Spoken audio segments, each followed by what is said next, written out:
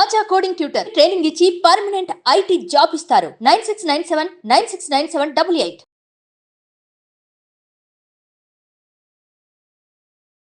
నమస్కారం, welcome to Suman TV. నేను గీతాంజలి. 2025వ సంవత్సరం వచ్చేసింది. మరి ద్వాదశ రాశుల్లో జన్మించిన వారి జాతక ఫలితాలు ఏ విధంగా ఉండబోతున్నాయి?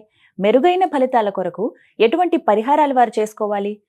మంచిగా ఉన్న రాశులు ఏవి, అంటే మంచి ఫలితాలను ఇచ్చేటువంటి రాశులు ఏ ఉన్నాయి, అలాగే చెడు ఫలితాలు ఏ రాశులు వారు అందుకోబోతున్నారు, ఈ వివరాలన్నీ ఇవాళ వీడియోలో నేను మీకు వివరిస్తాను. వివరించేందుకు ప్రస్తుతం మనతో పాటు ఉన్నారు ప్రముఖ జ్యోతిషులు బ్రహ్మశ్రీ నందిబట్ల శ్రీహరి శర్మ గురువు గారు. వారితో మాట్లాడదాం. గురుగారు నమస్కారం అండి. వాగర్థ వివ సంపృక్తౌ వాగర్థ ప్రతిపత్తయే జగతః పితరౌ వందే పార్వతీ పరమేశ్వరౌ. సదాశివ సమారంభాం శంకరాచార్య మధ్యమాం అస్మదాచార్య పర్యంతం వందే గురు పరంపరాం. ఆదిత్యాయ చ సోమాయ మంగళాయ బుధాయ చ గురు శుక్ర శనిభ్యశ్చ రాహవే కేతవే నమః. శృంగేరి జగద్గురు పీఠాధిపతులకి, కంచి పీఠాధిపతులకి నమస్కారములు తెలియజేసుకుంటూ కార్యక్రమాన్ని ప్రారంభిద్దాం. వీక్షించేటువంటి సుమన్ టీవీ ప్రేక్షకులకి గమనిక, ఇప్పుడు మనం చెప్పుకోబోయేటువంటి రాశి ఫలాలు ఏవైతే ఉన్నాయో అవన్నీ కూడా ఆంగ్ల నూతన సంవత్సర గమనాన్ని దృష్టిలో పెట్టుకుని జనవరి 1వ తారీఖు నుంచి డిసెంబర్ 31వ తారీఖు వరకు మాత్రమే ఉన్నటువంటి గ్రహాల స్థితిగతులను బట్టి వివిధ రాశుల వారికి ఏ విధంగా ఉండబోతుందో తెలుసుకుందాం. మనకు సాంప్రదాయానుసారంగా వచ్చేటువంటి ఉగాది నుంచి ప్రారంభమయ్యే రాశి ఫలితాలని, అనగా వచ్చే విశ్వావసునామ సంవత్సరానికి సంబంధించి ఉగాది ప్రారంభమయ్యడానికి అంటే ముందుగా మళ్ళీ ఆ యొక్క ఉగాది సందర్భంగా మళ్ళీ వివిధ రాశుల వారికి సంబంధించి రాశుల ఫలితాలు ఇవ్వడానికి ప్రయత్నం చేస్తాను. కాబట్టి ఇటువంటి దాంట్లో ప్రపంచమంతా అంగీకరిస్తున్నటువంటిది 2025 నూతన సంవత్సరం. అదేవిధంగా మనము కూడా ఆంగ్ల నూతన సంవత్సరం అనేటువంటి భావనతో ఈ యొక్క కార్యక్రమం చేస్తున్నాం. అదే ఉగాది నాడైతే మార్చి 29వ తారీఖు నుంచి మళ్ళీ 2026-28 వరకు ఉండేటువంటి గమనం వరకు ఉండేది చెప్పేటువంటిది. అవి మనం మరియు వీడియోలో తెలియజేసుకుందాం. అదే అడగబోతున్నాను గురుగారు. అంటే సాధారణంగా ఒకటే ప్రశ్న అడుగుతారు, ఉగాది కదా అసలు చెప్పాలి జాతక ఫలితాలు అనేవి, ఈ లోపు ఏంటి అంటే ఒక సాంప్రదాయంగా అది కొనసాగిపోతుంది. అంటే మనకేమని చెప్పబడింది అంటే, ధర్మం ఏం చెప్పబడింది శాస్త్రంలో అంటేనమ్మా, ప్రపంచమంతా ఏది ఒక విషయం గురించి ఒక తాటి మీద ఉంటుందో అది ధర్మమే కూర్చుంటుంది, శాస్త్రమే కూర్చుంటుంది. ఇక మరి ద్వాదశ రాశుల వారి జాతక ఫలితాలు తెలుసుకుందాం. ముందుగా గ్రహస్థితులు ఏ విధంగా ఉన్నాయో తెలియచేస్తారా? జనవరి 1, 2025 నుంచి. ఇక గ్రహస్థితిలో గనక గమనించుకున్నట్లయితే ముఖ్యంగా గురువు 9th మే వరకు కూడాను ఈ వృషభ రాశిలో సంచారం చేస్తున్నాడు. 9th మే నుంచి మిథున రాశిలోకి సంచారం, 9th మే నుంచి సెప్టెంబర్ 27వ తారీఖు వరకు. ఇక సెప్టెంబర్ 28 నుంచి నవంబర్ 11వ తారీఖు వరకు కర్కాటక రాశిలో. ఇక నవంబర్ 12వ తారీఖు నుంచి డిసెంబర్ 28 వరకు కర్కాటక రాశిలోనే వక్రీకరించే స్థితి పొంది ఉండడం. ఇక శని భగవాన్ల వారిని కనుక చూసుకున్నట్లయితే 15 ఏప్రిల్ వరకు కుంభరాశిలో సంచారం చేస్తున్నారు. 16 ఏప్రిల్ నుంచి అక్టోబర్ 9వ తారీఖు వరకు మీనరాశిలో సంచారం. ఈ మధ్య కాలంలో జూలై 8వ తారీఖు నుంచి వక్రీకరించి మీనరాశిలోనే సంచారం చేస్తున్నాడు. అలాగే అక్టోబర్ 10వ తారీఖు నుంచి కుంభరాశిలో సంచారం చేస్తూ వక్రీకరించి కుంభరాశిలో, నవంబర్ 26వ తారీఖు నుంచి వక్రత్యాగము శని భగవాన్ల వారు చేస్తున్నారు. ఇక రాహుకేతులు కనుక చూసుకున్నట్లయితే 15 మే వరకు కేతువు కన్యలో మరియు రాహువు మీనరాశిలోకి, అలాగే 16 మే నుంచి సింహరాశిలో కేతువు, అలాగే కుంభరాశిలో 16 మే నుంచి రాహుగ్రహ సంచారం జరుగుతుంది. ఇక్కడ గమనించుకున్నట్లయితే ఇక్కడ వీక్షించేటువంటి ప్రేక్షకులకు అందరికీ తెలియజేయాల్సినటువంటి అంశం ఏంటంటే, ముఖ్యంగా అందరూ ఈ ద్వాదశ రాశుల గురించి రాగానే అందరూ ఆలోచించేటువంటిది ముఖ్యంగా శని దోషం, ఏలినాడు శని, అష్టమ శని, అర్ధాష్టమ శని, కంటక శని, యోగ శని, ఈ శని దోషాలు. అయితే ఇక్కడ 15 ఏప్రిల్ వరకు శని కుంభరాశిలో సంచారం చేస్తూ 16 ఏప్రిల్ నుంచి మీనరాశిలోకి సంచారం చేస్తున్నా, ఈ యొక్క జూలై 8 నుంచి మీనరాశిలోనే సంచారం చేస్తూ వక్రీకరించినటువంటి కారణం చేత మళ్ళీ ఈ కుంభరాశి ఫలితాన్ని ఇస్తాడు. అక్టోబర్ 10న కుంభరాశిలోనే వక్రీకరించి ఉన్నటువంటి స్థితిగతుల చేత ఏమవుతుంది, మళ్ళీ మకర రాశి ఫలితాన్ని శని భగవానులు ఇస్తారు. కాబట్టి అర్థం చేసుకోవాల్సినటువంటి అంశం ఏంటంటే, ఎవరికి కూడాను ఈ సంవత్సరం శని భగవానుడు యోగదాయకంగా పూర్తిగా లేడు. 12 రాశుల వారికి అష్టమ శని, అర్ధాష్టమ శని, కంటక శని, యోగ శని, దాంపత్య శని, ఈ రాశుల ఈ యొక్క శని దోషాలు ఏదో ఒక సందర్భంలో కొన్ని నెలల పాటు అందరూ రాశుల వారు అనుభవించాల్సిందే తప్ప ఇక్కడ ప్రత్యామ్నాయము లేదు. కాబట్టి ఇక కుంభరాశి వారికి ఏలినాటి శని వెళ్ళిపోతుందని సంతోషం కానీ, ఈ యొక్క సంబంధించి మకర రాశి వారికి ఏలినాటి శని వెళ్ళిపోతుందని సంతోషం కానీ, లేకపోతే కర్కాటక రాశి వారికి అష్టమ శని దోషం పోతుందని కానీ భావించాల్సిన అవసరం లేదు. వృశ్చిక రాశి వారికి అర్ధాష్టమ శని దోషం పోతుందని కూడా భావించాల్సిన అవసరం లేదు. ఎందుకంటే శని మళ్ళీ రుజు మార్గంలో వెళ్ళి మళ్ళీ వక్ర మార్గం చేత వక్రగతిన సంచారం చేస్తున్నటువంటి కారణం చేత 12 రాశులు శని ప్రభావానికి గురవుతాయి. కాబట్టి ఈ సంవత్సరం అన్ని రాశుల వారు శని దోష పరిహారములు ఖచ్చితంగా చేసుకోవలసినదే, అందులో సందేహం లేదు. గురుగారు, గ్రహస్థితులు ఏ విధంగా ఉన్నాయో తెలియజేశారు. మరి ఈ 2025 సంవత్సరంలో ద్వాదశ రాశుల్లో మూడవదైన మిథున రాశి వారి జాతక ఫలితాలు ఏ విధంగా ఉన్నాయో తెలియజేస్తారా? మిథున రాశి వారికి ప్రధానంగా గురుగ్రహ ప్రభావం సంపూర్ణంగా ఉన్నటువంటి జాతకం. ఇక్కడ ఎందుకు తెలియజేస్తున్నానంటే, ప్రధానంగా ఈ యొక్క శని భగవాన్ల వారు కూడాను అనుకూలంగా ఉండేటువంటి సమయం, అలాగే రాహుకేతుల ప్రభావాలు మారుతుండడం. కాబట్టి గత సంవత్సరం కంటే ఇంకా మెరుగైనటువంటి జీవితాన్ని గురుగ్రహ, శనిగ్రహ, రాహుగ్రహ ప్రభావం వల్ల మిథున రాశి వారు పొందుతారని చెప్పవచ్చు. ఇక ముఖ్యంగా చూసుకున్నట్లయితే ఈ యొక్క సంబంధించినటువంటి మే 8 వరకు వృషభ రాశిలో సంచారం చేస్తున్న మార్చి వరకు లాభస్థాన ఫలితాన్ని మిథున రాశి వారు పొందుతున్నారు. కాబట్టి ఈ సంవత్సరం ఉగాది వరకు, జనవరి నుంచి ఉగాది వరకు మిథున రాశిలో జన్మించినటువంటి వారు అన్ని రంగాల్లో ఉన్నటువంటి వారికి ధనాదాయం చక్కగా ఉంటుంది, రాని బాకీలు వసూలు అవుతాయి. ఇక మే 9 నుంచి సెప్టెంబర్ 27 వరకు మిథున రాశిలో సంచారం చేస్తున్నటువంటి ఈ కారణం చేత కొద్దిగా చేస్తున్నటువంటి పనులలో ఒడిదుడుకులు అనేటువంటివి ఉంటాయి. కాబట్టి ఈ సమయం కాస్త జాగ్రత్తగా ఉండండి. ఓవర్ వెయిట్ పెరిగేటువంటి అవకాశాలు, ఒబేసిటీ ప్రాబ్లమ్స్తో బాధపడడం మిథున రాశి వారు గమనించదగినటువంటి విషయం. ఇక సెప్టెంబర్ 20 నుంచి నవంబర్ 11 వరకు కర్కాటక రాశిలో సంచారం చేస్తున్నటువంటి కారణం చేత మార్చి వరకు మళ్ళీ ఎటువంటి స్థితిగతులు ఉన్నాయో మళ్ళీ సెప్టెంబర్ నుంచి నవంబర్ 11 వరకు కూడాను అలాగే ఈ సంబంధించినటువంటి పరిస్థితులు ఉంటాయి. కాబట్టి ఓవరాల్గా చూసుకుంటే ఒక 4-5 నెలలు అనుకూలంగా ఉండడం, 5-6 నెలలు అనుకూలంగా లేకపోవడం మిథున రాశి వారికి గురుగ్రహ ప్రభావం చెప్పవచ్చు. ఇక ఎఫ్ఎంసీజీ రంగంలో ఉన్నటువంటి వాళ్ళు, FMCG, restaurant business, general stores, supermarkets, puja stores, అలాగే తీర్థయాత్రలు, జ్యువెలరీ రంగము, ఎడ్యుకేషనల్ బిజినెస్ రంగంలో ఉన్నటువంటి వాళ్ళు, అలాగే రోడ్ సైడ్ ఫుడ్ వెండర్స్ ఎవరైతే ఉండో కనుక పండ్ల వ్యాపారస్తులు, వీళ్ళందరికీ కూడాను మార్చి 11 వరకు వ్యాపార విస్తరణకి చేసుకోవడానికి సంపూర్ణమైనటువంటి కాలంగా చెప్పబడుతుంది మార్చి వరకు. కాబట్టి ప్రయత్నం చేయండి. మార్చి తర్వాత గ్రహస్థితిగతులు మారినప్పటికీ కూడాను నూతనంగా వచ్చేటువంటి సమస్యల్ని ఎదుర్కోవడానికి మానసికంగా ధైర్యంగా ఉంటూ మంచి కాలం కోసం ఎదురు చూస్తున్నట్లయితే సెప్టెంబర్ 28 నుంచి నవంబర్ 11 వరకు ఉన్నటువంటి కాలం అద్భుతమైనటువంటి కాలంగా చెప్పవచ్చు. కాబట్టి ఈ మార్చి నుంచి ఈ 5-6 నెలలు కొన్ని కష్టములు అనేటువంటివి ఉన్నప్పటికీ గురువు యోగదాయకంగానే ఉన్నాడు. ఎవరి యొక్క పెద్దవాళ్ళ యొక్క సహాయ సహకారాలతో సమస్యల నుంచి బయటపడతారని చెప్పవచ్చు. ఇక ముఖ్యంగా శని భగవాన్ వారు కనుక చూసుకున్నట్లయితే ప్రధానంగా మిథున రాశి వారికి సంబంధించి 16 మే నుంచి రాహుగ్రహ ప్రభావం స్టార్ట్ అవుతుంది. కాబట్టి ముఖ్యంగా తండ్రి గారి ఆరోగ్యం పట్ల శ్రద్ధ వహించాల్సినటువంటి పరిస్థితి. ఈ యొక్క మిథున రాశిలో జన్మించినటువంటి విద్యార్థులు ఎవరైతే ఉంటారో విదేశీ యానము, విదేశీ విద్యకు సంబంధించి ప్రయత్నాలన్నీ కూడా 16 మే తర్వాత రాహుగ్రహ ప్రభావంతో ఖచ్చితంగా వారి యొక్క టార్గెట్ని రీచ్ అవుతారనగా విదేశీయానం చేయగలుగుతారు. ఇక గమనించాల్సిన అంశం, సాఫ్ట్వేర్ రంగంలో ఉన్నటువంటి వాళ్ళు, మార్కెటింగ్ రంగంలో, మీడియా రంగంలో ఉన్నటువంటి వాళ్ళకందరికీ కూడాను ఈ 16 మే తర్వాత అద్భుతంగా కలిసి వచ్చేటువంటి సమయంగా చెప్పవచ్చు. కేంద్ర రాష్ట్ర ప్రభుత్వ ఉద్యోగస్తులు అలాగే ఎవరైతే ఉంటారో వాళ్ళకి మంచి స్థితిగతులు అనేటువంటి కలుగుతాయి. ప్రమోషన్స్తో కూడుకున్నటువంటి బదిలీలు ఉంటాయి. అలాగే నిరుద్యోగస్తులకి ఉద్యోగం లభించే అవకాశాలు కూడా ఉంటాయి. అయితే ఈ సంవత్సరం అంతా కూడాను చాలామంది ఒకే సంస్థలో పనిచేస్తుండవచ్చు, కానీ కొంతమందికి సంస్థలు మారడానికి అవకాశాలు కూడా కొన్ని ఉంటాయి.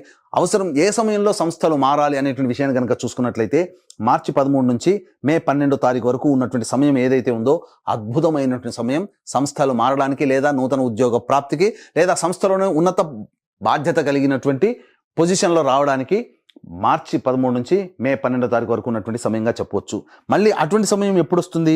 ఆగస్టు 16 నుంచి సెప్టెంబర్ 16 మధ్యకాలంలో మరియు నవంబర్ 15 నుంచి డిసెంబర్ 15 ఉన్నటువంటి మధ్యకాలంలో మీకు ఖచ్చితంగా ఉద్యోగ మార్పు కానీ కోరుకుంటే లేదా ఉద్యోగంలో బాధ్యతలు పెరగడం, తద్వారా మీ యొక్క కీర్తి ప్రతిష్టలు పెరగడం ఈ చెప్పినటువంటి టైమింగ్స్లో మీకు ఉంటాయని చెప్పవచ్చు. ఇక మిథున రాశి వారికి ఇక ప్రధానంగా చూసుకున్నట్లయితే శనిగ్రహ ప్రభావం 15 ఏప్రిల్ వరకు కూడాను కుంభరాశిలో సంచారం చేస్తుంటారు. 16 ఏప్రిల్ నుంచి ఎప్పుడైతే ఈ యొక్క సంబంధించినటువంటి దశమ స్థానంలో ప్రవేశం చేస్తారో మిథున రాశి వారికి ప్రయత్నంలో ఇబ్బందులు అనేటువంటివి ఉంటాయి. ఇటు గురుగ్రహము మే 9 నుంచి, శనిగ్రహం 16 ఏప్రిల్ నుంచి, తేడా చూసుకోండి, 1 నెల మాత్రమే ఉంది. కానీ 16 ఏప్రిల్ నుంచి జూలై 8వ తారీఖు వరకు ఉన్నటువంటి సమయం ఈ యొక్క సంబంధించినటువంటి మీనరాశిలో సంచారం చేస్తారు. కాబట్టి ఇటు గురువు ఇటు శని 2 గ్రహాలు కూడా అనుకూలంగా లేని కారణం చేత ప్రతి రంగంలో ఉన్నటువంటి వారు ఇబ్బందులు పడాల్సినటువంటి పరిస్థితి వస్తుంది. అయితే మళ్ళీ శని భగవాన్ల వారు ఈ జూలై 8వ తారీఖు నుంచి అక్టోబర్ 10 వరకు కూడాను కుంభరాశిలో సంచారం చేస్తూ ఉంటారు. కనుక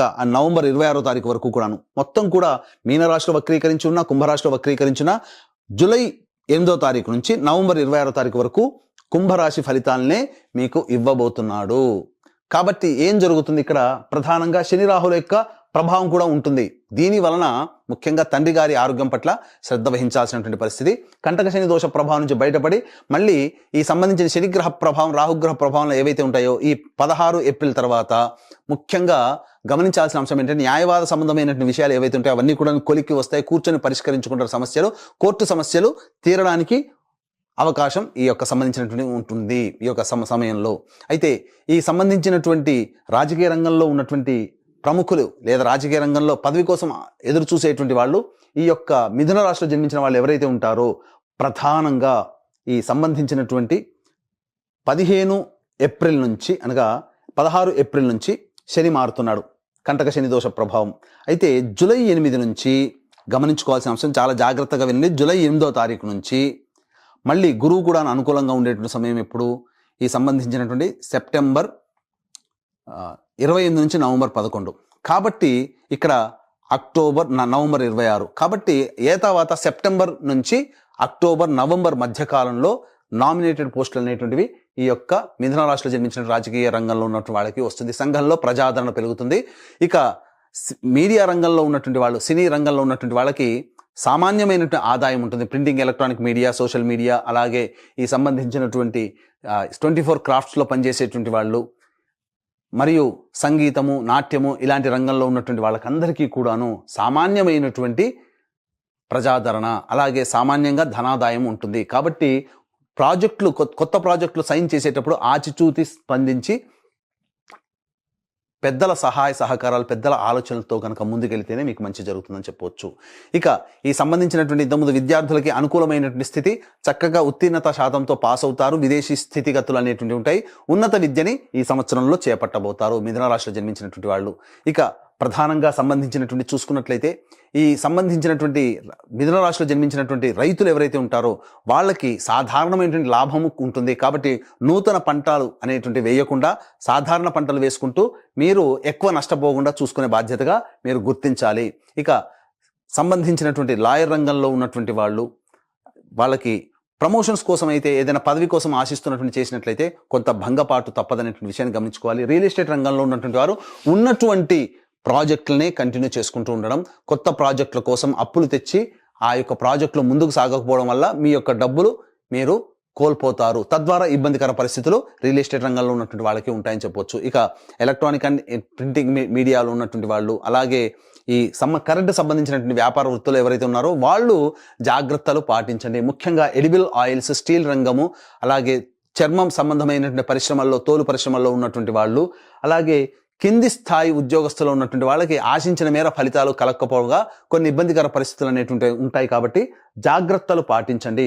ఇక ముఖ్యంగా ఈ యొక్క అక్టోబర్ 10వ తారీఖు నుంచి కుంభంలో వక్రీకరించినటువంటి కారణం చేత మిథున రాశి వారికి అష్టమ శని దోష ప్రభావము అనేటువంటిది ఉంటుంది. చూడండి, మిథున రాశి వారికి కంటక శని దోష ప్రభావం, అష్టమ శని దోష ప్రభావం కూడా అక్టోబర్ 10 నుంచి నవంబర్ 26వ తారీఖు మధ్య కాలంలో ఉంటుంది. కాబట్టి ఈ శని ప్రభావం నుంచి బయటపడేటువంటి ప్రయత్నం చేసుకోవాలి. ముఖ్యంగా ఈ యొక్క మిథున రాశిలో జన్మించినటువంటి స్త్రీలు సాధారణమైనటువంటి జీవితాన్ని పొందుతారు. దాంపత్య సౌఖ్యము ఉంటుంది. బాధ్యతలు సాధారణంగా ఉంటాయి, కానీ ఫలితం అనగా శ్రమకు తగ్గినటువంటి ఫలితాన్ని పొందలేకపోవడం, కుటుంబ సభ్యుల యొక్క ఆదరణ అంతగా లేకపోవడం వల్ల కొంత మానసిక వ్యధకి లోనైనటువంటి అవకాశాలు ఉంటాయని చెప్పవచ్చు. కాబట్టి జాగ్రత్తలు పాటించండి. వివాహం కావాల్సినటువంటి అబ్బాయిలు, అమ్మాయిలు ఎవరైతే ఉంటారో మే 9 నుంచి సెప్టెంబర్ 27 మధ్య కాలంలో ఉన్నటువంటి సమయం వివాహము నిశ్చయం అవుతుంది, అందులో సందేహం లేదు. ఇక ముఖ్యంగా గమనించుకోవాల్సింది ఏంటంటే అక్టోబర్ 10 నుంచి నవంబర్ 26 మధ్య కాలంలో వివాహము నిశ్చయమై దాంపత్యంలో ఉంటారు అని చెప్పవచ్చు.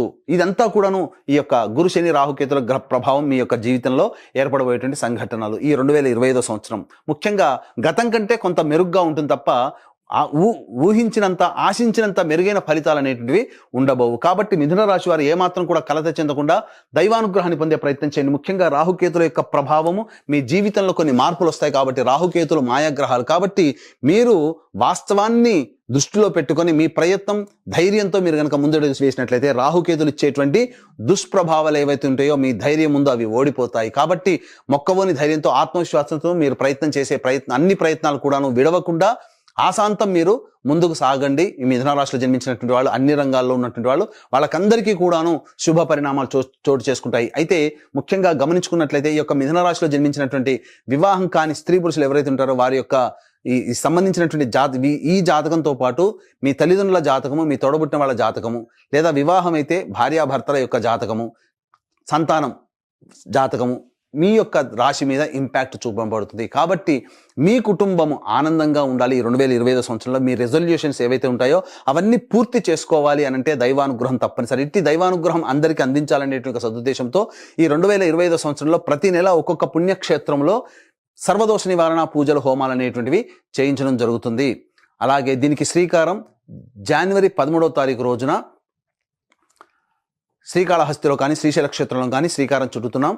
ప్రతి నెల ఒక్కొక్క పుణ్యక్షేత్రంలో జరపబడుతుంది. మీ కుటుంబ సభ్యుల గోత్రనామాలు నమోదు చేసుకోవచ్చు. అవకాశం ఉన్న కార్యక్రమం తదనంతరం కాంటాక్ట్ చేసి రిజర్వేషన్ వివరాలు తెలుసుకోవచ్చు. ఇక తండ్రి వైపు 6 తరాలు, భర్త వైపు 6 తరాలు, తల్లి వైపు 3 తరాలు, భార్య వైపు 3 తరాలు ఏవైనా దుర్మరణాలు ఉన్నా, అలాగే కుటుంబ సభ్యులు లివర్ ప్రాబ్లం, కిడ్నీ ప్రాబ్లం, క్యాన్సర్తో మరియు 60 సంవత్సరాల లోపల ఏ విధంగా చనిపోయినా వాటిని పితృదోషం అని అంటారు. కాబట్టి ఇట్టి పితృదోష నివారణార్థమే ప్రతి నెల మన పీఠం ఆధ్వర్యంలో కార్యక్రమాలు జరిపించడం జరుగుతున్నాయి. వాటి వివరాలు కూడా తెలుసుకోవచ్చు. చక్కగా వివరించారండి. మిథున రాశి వారికి ఎలా ఉంటాయి జాతక ఫలితాలు, అంటే ఏ రంగాల్లో ఉన్న వారికి ఎలా ఉంటాయో వివరించారు. అయితే అన్ని రంగాల వాళ్ళు శుభ ఫలితాలు అందుకోవాలంటే గనక వాళ్ళు ఎటువంటి పరిహారాలు చేసుకుంటే మంచిదండి? ఎందుకంటే శని ప్రభావం కూడా ఈ సంవత్సరం అన్ని రాశులపైన ఉంటుందన్నారు. అదేవిధంగా మిథున రాశి వారి పైన కూడా.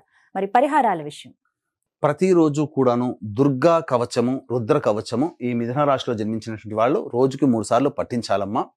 ఇక తరచూ దుర్గాదేవి ఆలయాన్ని గనక సందర్శన చేసుకుంటే ప్రదోషకాల సమయంలో వాళ్ళ సమస్యలు అమ్మవారు దగ్గరుండి తీరుస్తుందని చెప్పవచ్చు. ఇప్పుడు చెప్పినటువంటి ఫలితాల కంటే విభిన్నంగా మీ యొక్క జీవితం ఉన్నట్లయితే మీ యొక్క జన్మ జాతకంలోని నడుస్తున్నటువంటి దశాంతర దశల గ్రహ ప్రభావాలు కావున దగ్గరలోని మంచి ఉపాసనా పరులైనటువంటి జ్యోతిషుని సంప్రదించి వారి సలహాలు, సూచనలు గనక పాటించినట్లయితే మరింత మెరుగైనటువంటి జీవితాన్ని పొందుతారని ఆశిస్తూ సర్వం శ్రీ ఉమామహేశ్వర పరబ్రహ్మార్పణమస్తు. చక్కగా వివరించారు గురుగారు. నమస్కారం అండి.